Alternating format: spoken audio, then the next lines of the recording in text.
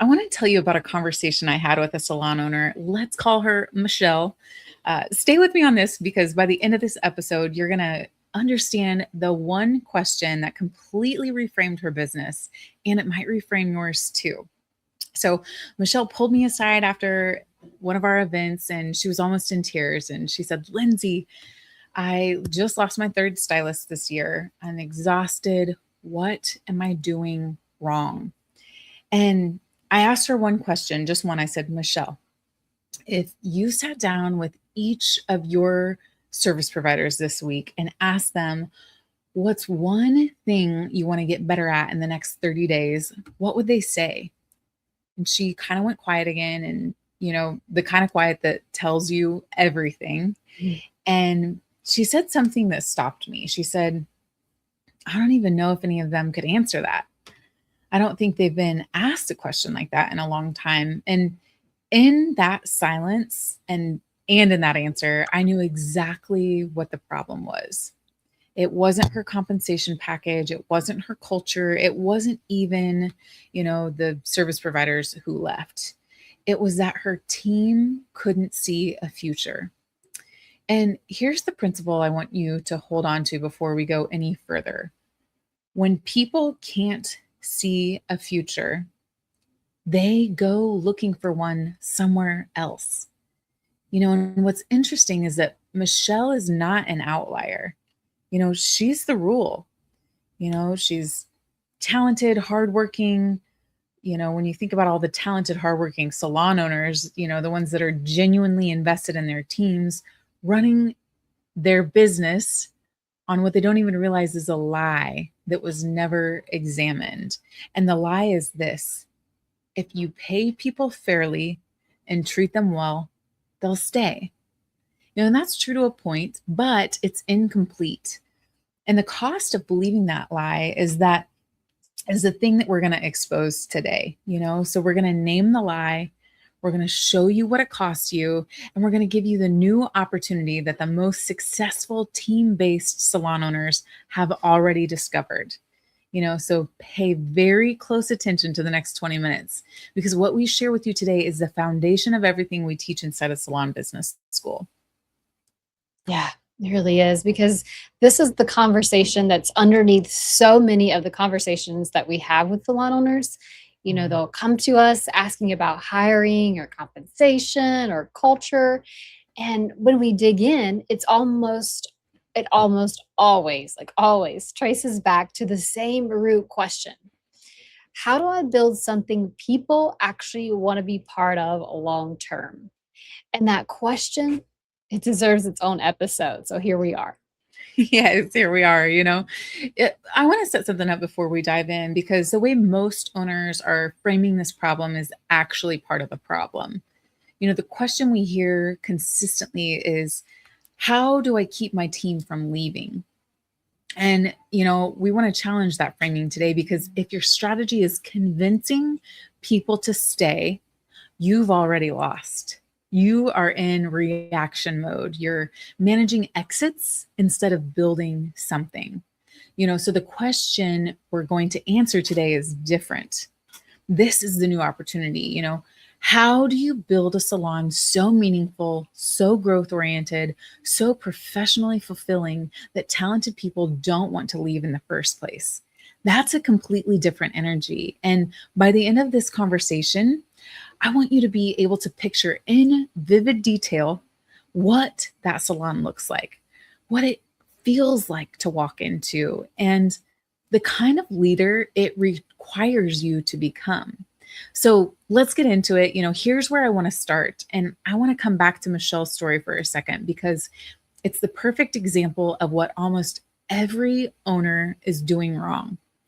Most owners, when they lose someone, they immediately go to compensation. Did I not pay her enough? Should I have offered more? And hey, sometimes, yes, compensation is a factor. We're not going to pretend money doesn't matter, because it does. Your team deserves to be paid well. That's a full stop. But here's what the data shows, and what we've seen over and over again in our education work. Most people don't leave for money. They leave because they can't see what's next. There's no roadmap. There's no development happening. There's no leadership track, no growth milestone. No one who's really invested in who they're becoming. And when the person can't answer the question, who am I becoming here? They start looking for a place where the answer is clearer. Because you know what Michelle said when she finally broke the silence? She looked at me and said, I'd never even thought to ask them that question. And that was her epiphany. The moment she realized the problem isn't her service providers. The problem was the future she had never articulated for them.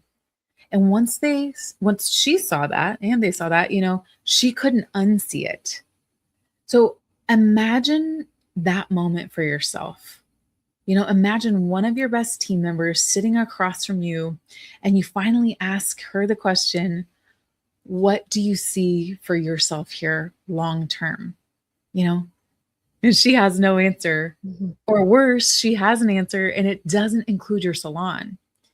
That's not a moment to fear. That's a moment that will save your business if you're willing to see it.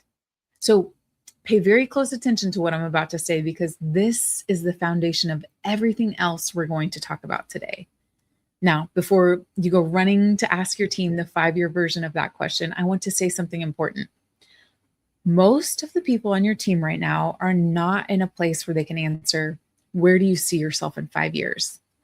They are in survival mode. They're trying to make it through the next appointment, through the next rent payment, through the next week. So asking them to project 5 years out is like asking someone in the middle of a life storm to plan a vacation, So the question that you actually ask isn't a 5-year question. It's a 30-day question, a 90-day question, what's one thing you want to get better at question. And here's the magic. When you start meeting them where they are and giving them a future that's small enough to hold, the bigger future starts to grow on its own. The 30-day answer becomes a 6-month answer. The 6-month answer becomes a 2-year answer. But it starts with a question that fits inside of the life that they're actually living right now. That's what Michelle didn't realize. She was waiting for her team to come to her with a future. They weren't coming because they couldn't. The future is something you offer them in small, immediate, survivable pieces. And once they trust that you can hold the small pieces, they'll start handing you the big ones. Because humans are wired for progress. We need to feel like we're moving forward. And when that feeling disappears, when we feel stagnant or invisible, almost like we've hit a ceiling, something in us starts looking for a way out. Not because we're disloyal, because we're human. So good. And, Lindsay, what makes this so painful is that most of the owners that we work with are genuinely good leaders. Like, they care about their teams, they're invested in the business, but there's a gap between caring and communicating a future. And that gap is where turnover lives. I think about a conversation I recently had with the owner who was devastated because her lead service provider had left to go work for a competitor. And when I asked her what the lead service provider's career path had looked like at her salon, she took a pause, she took a breath, and she said, she was my best, she said best stylist. And she said, I thought she knew how much I valued her. All that right there is the gap. Valuing someone privately is not the same as showing them a future publicly. People cannot read your mind. They cannot see the appreciation you feel for them unless it's translated into something tangible. A conversation about their growth, a role that's expanding, a next step that's visible. And if those things aren't present, the most talented people on your team, the ones with options, will eventually go somewhere else. Yeah, I want to paint a picture for you because this lands differently when you can see it. And I want you to put yourself inside this story for a second, because the future of your salon depends on what happens in moments exactly like this one. So imagine you're a newly licensed stylist, fresh out of cosmetology school, you're talented, you're hungry, and you're interviewing at two different salons in your city. So pay close attention to what each one offers you, not in their words, but what they reveal about who you can become. You walk into salon A, the owner is nice enough, she shows you around the salon, tells you the booth rental rate. She mentions that the Wi-Fi is good and parking is easy. She hands you a contract and says, "Cheers, open Monday through Saturday. Good luck." And then you walk into salon B, and the owner sits down with you, actually sits down, makes eye contact, has clearly thought about this conversation. She walks you through a structured residency program for new beauty pros. She, tells you about the advanced education track, their retail certification process, the leadership pathway for stylists, or any beauty pro who wants to grow into mentorship roles. She tells you about beauty pros who started exactly where you are now and have become some of the most respected professionals in the market. And then she looks you in the eye and says, "Here, you don't just build a clientele, you truly build a career. Which salon are you choosing?" I think there's no contest. Every time you're choosing salon B, and here's the part that should really land for the owners listening. Both of those salons might be offering identical pay, and let's just pretend like that's the case. And so salon B isn't winning on compensation. She's winning on vision. She's winning because she understands that people don't commit to jobs. They commit to futures. They commit to a version of themselves that they can see becoming real inside of your four walls. And this is what we mean when we say the new opportunity, because for decades, the salon industry has sold jobs, booth rental, commissions, splits, build your book, and then we've wondered why talented people leave the moment something shinier appears. The new opportunity, the one the most successful team-based salon owners are building right now is a salon that sells something jobs never can. It sells who you could become. And the irony is that so many owners desperately want long-term commitment from their teams while only offering short-term employment in return. And you can't get long-term commitment with a short-term offer. The math doesn't work. Lindsay, this reminds me, we were just at a career fair and I happened to join the team that day. And there was a young gentleman that came to our table and we had a great conversation. He took the quiz. Are you a beauty pro? Got his little hat. He was excited. And he said he lives probably about an hour and a half, 2 hours away from us. I even mentioned, some salons in that area that I had known. And turns out he actually is the son of a salon owner I know that lives about 2 hours away. And we ran into her, was it about a week ago, 2 weeks ago? Time gets away from me, 2 weeks ago. And she said, "Jen, oh my gosh, I have to tell you, you didn't even know that was my son."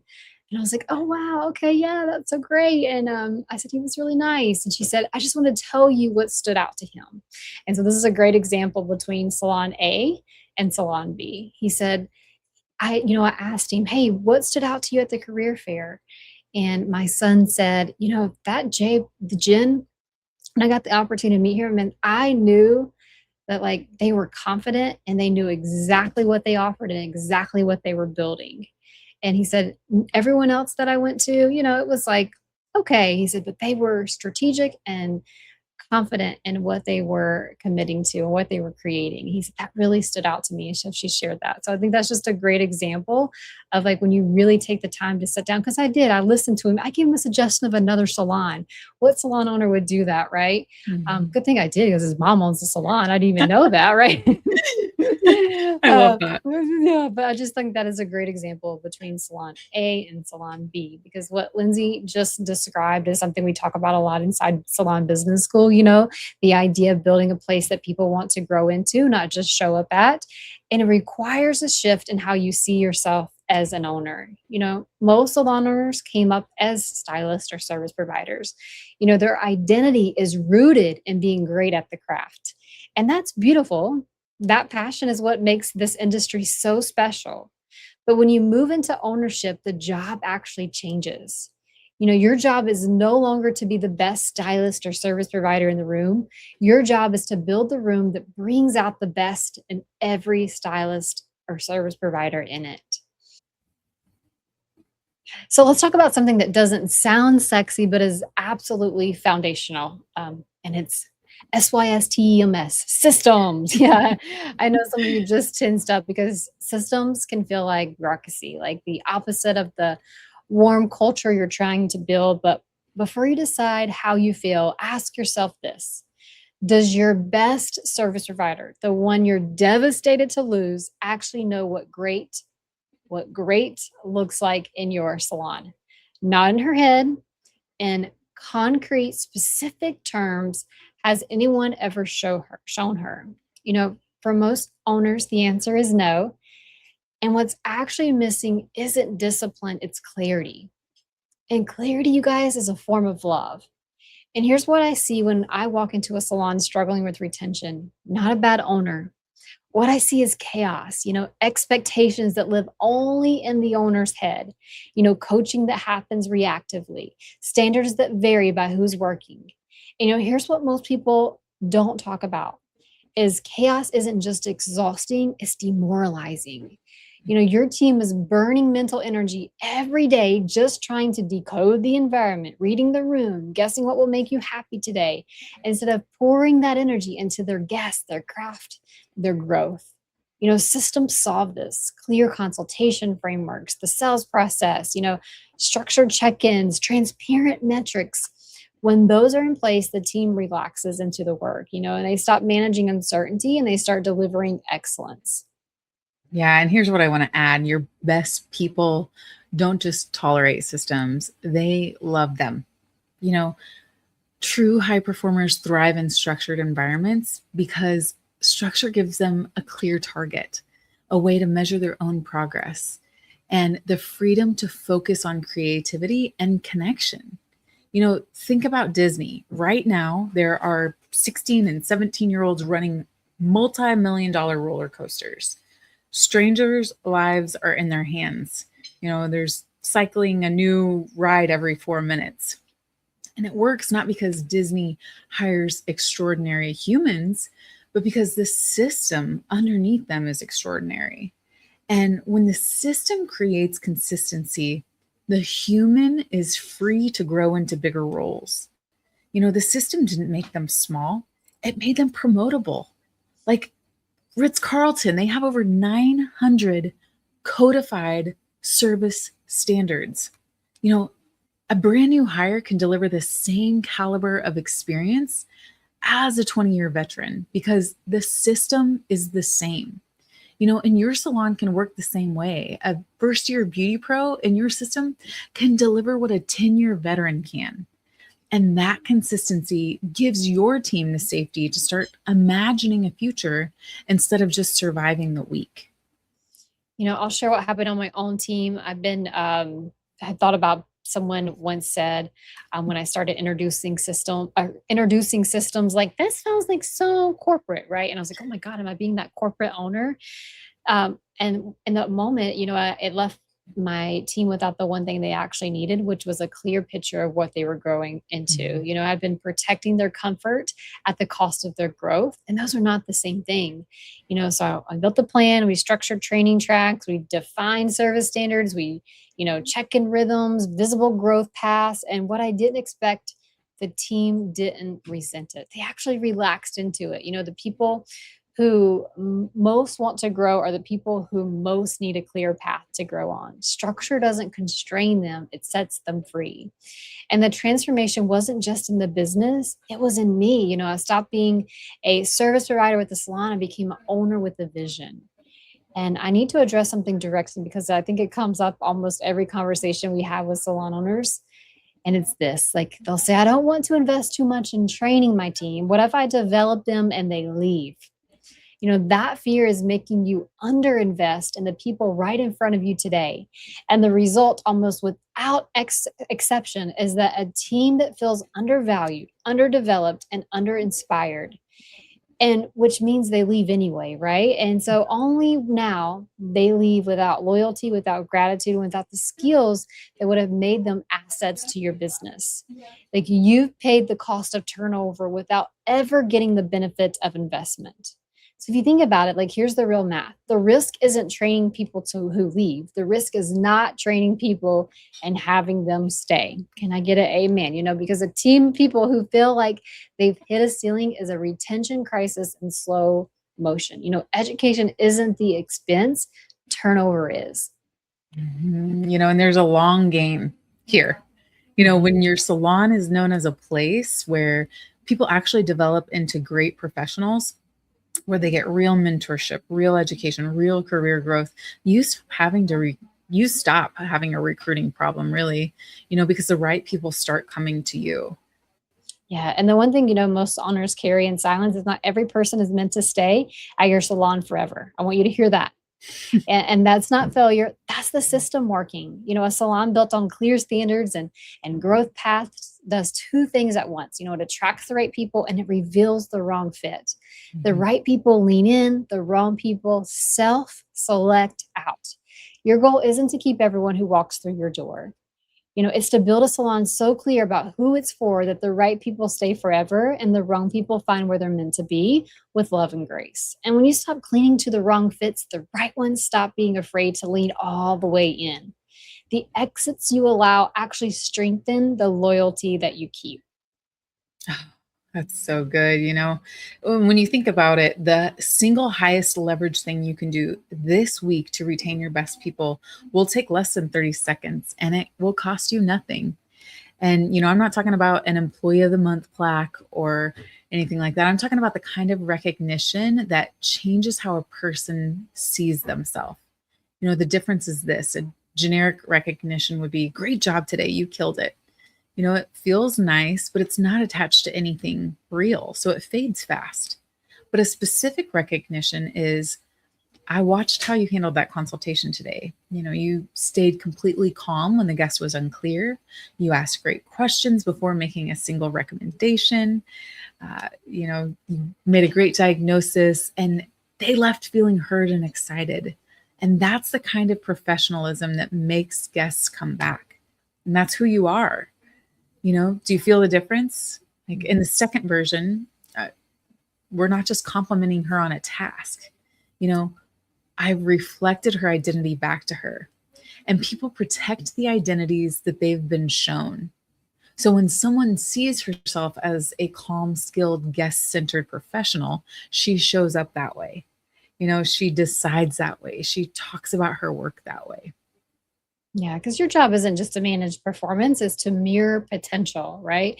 To see in someone what they can't see in themselves yet and reflect it back so clearly that it becomes part of how they identify. And the beautiful thing is, this costs nothing, zero. It just requires you to pay attention. Yeah. And I think, back to early in my ownership, I believed high standards could push people away. So, I softened or let things drift or avoided hard conversations. And I actually found the exact opposite of what I expected, because the people who wanted to grow got frustrated. There's no clear bar to rise to. And the people who weren't committed got comfortable. There was no accountability. The culture drifted in a direction I didn't choose. And here's what I learned: standards don't push the right people away. They call the right people forward. They signal that this is a place that takes excellence seriously.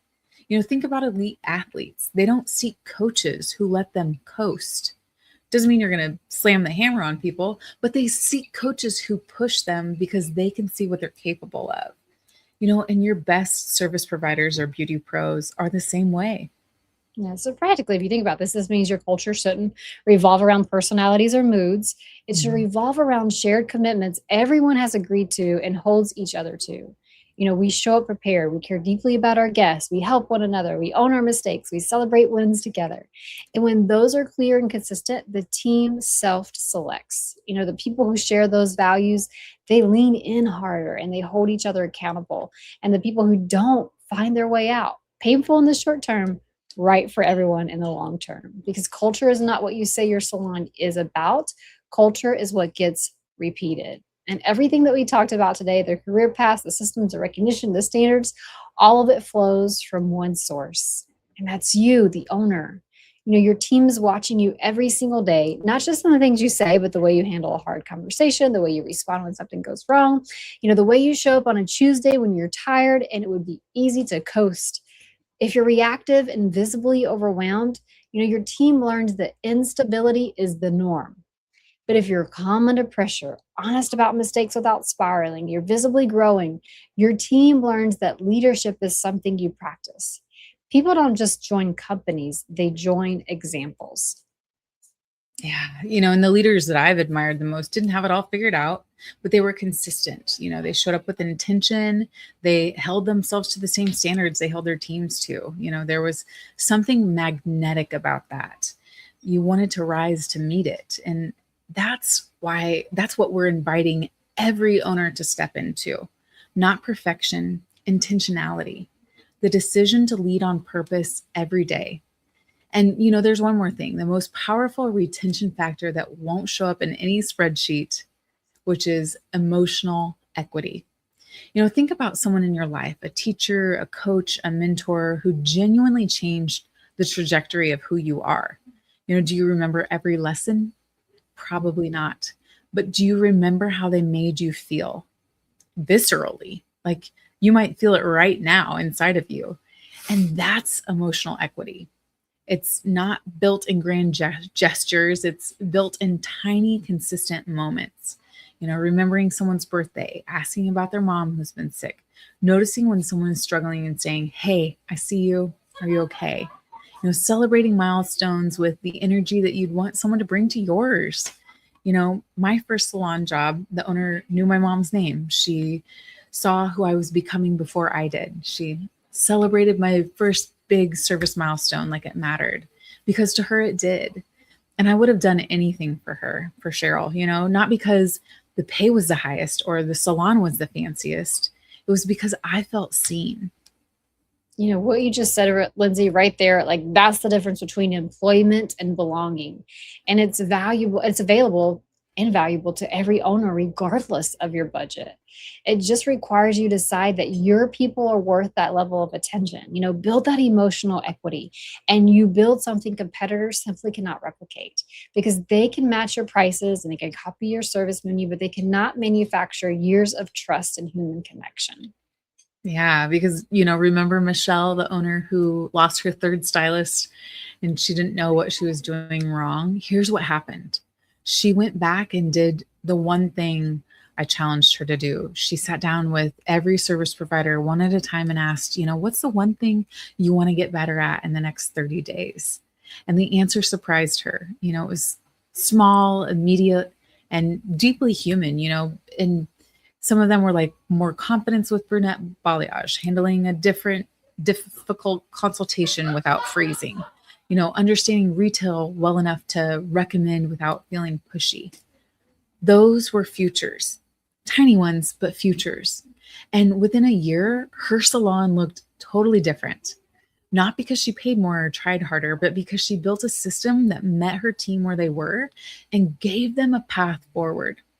The exits slowed, the wrong fits self-selected out, and the right fits leaned in. And the salon started to feel like the place she had always wanted it to be. And the salons with the strongest retention, they're not using tricks. They've built environments where talented people become better versions of themselves, where growth is the expectation, not the exception, where belonging is real and earned together. And if your strategy right now is primarily trying to stop people from leaving, lovingly, I want to challenge you to shift that. Because when you're chasing exits, you're always reactive, always one departure away from crisis. But when you build something people genuinely want to be a part of, loyalty stops being a goal and becomes a byproduct. It's just what happens when people are growing and thriving and building something they're proud of alongside people they trust. Yeah, I love that. And as we close today, if you took even one thing away from today, like leave us a review, tell us what stood out, The law of reciprocity says what you put out into this world, you get back. So what you give, you receive. We'll see you next week.